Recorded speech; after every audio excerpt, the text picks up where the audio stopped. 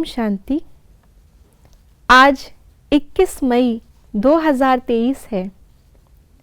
आज हमने बाबा के जो अव्यक्त महावाक्य सुबह सुने, उसमें बाबा ने व्यर्थ को रोककर समय, संकल्प और बोल में कमाई जमा करने के लिए हमें 3 बिंदियां लगाने के लिए कहा।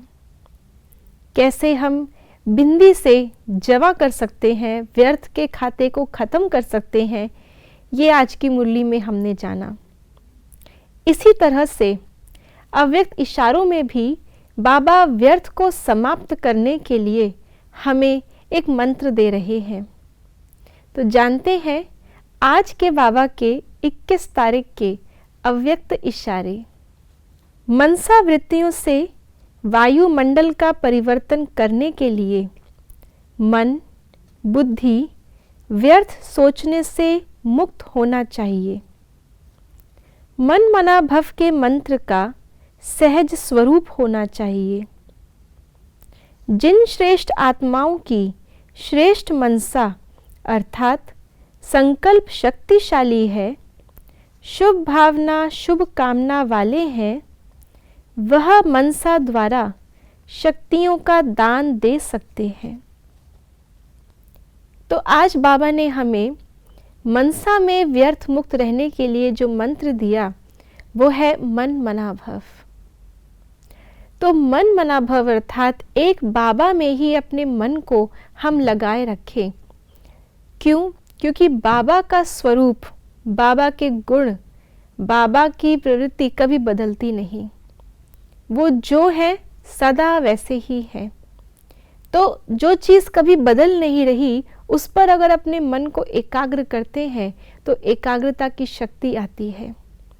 किसी ऐसी चीज़ पर हम अपने मन को लगाएं जो चीज़ ही बदल रही हो, तो वो चीज़ के बदलने के साथ साथ मन भी निराधार हो जाएगा, अपने लक्ष्य को बार बार ढूंढने के लिए भटकने लगेगा। क्योंकि बाबा स्थायी है, निराकार है, कभी रूप ना बदलता, ना कभी गुण बदलते, ना कभी कर्तव्य बदलते। इसलिए बाबा हमें कहते हैं जब हम ऐसे स्थिर चीज़ के साथ में जो सदा वैसी ही है उसके साथ मन को जोड़ते हैं तो मन की भटकन ख़त्म हो जाती है। और जब मन का भटकना कम हो जाता है तो अपने आप मन भी हमारा स्टेबल और शक्तिशाली होता है, व्यर्थ से मुक्त हो जाता है।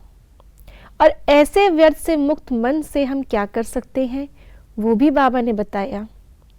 जब हमारा मन मना भव की स्थिति में होता है तो जो बाबा के संकल्प होते हैं वही संकल्प मन में टच होते हैं। जो बाबा की बुद्धि में होता है वही निर्णय हमारी बुद्धि को टच होता है। और जो बाबा के संस्कार होते हैं वही हमारे संस्कार बनते जाते हैं। और बाबा के संस्कार और संकल्प हैं सबको शुभ देने के, हर एक के प्रति शुभ कामना, शुभ भावना, सबको शक्ति देने के। तो नेचुरली ऐसे सर्वशक्तिवान मन के साथ जुड़ कर के हम भी, हमारा मन भी सर्व शक्तियों से संपन्न हो जाता है। और वो शक्तियां हैं दूसरे को उठाने वाली, दूसरे को आगे बढ़ाने वाली, उनके अंदर की कमज़ोरियों को समाप्त करने वाली। तो वैसा ही कर्तव्य और वैसी ही मनसा, वैसी ही शक्ति हमारे अंदर भी आती है। और तब ये मनसा शक्तिशाली हो सकती है जब मन मना भव हो सके।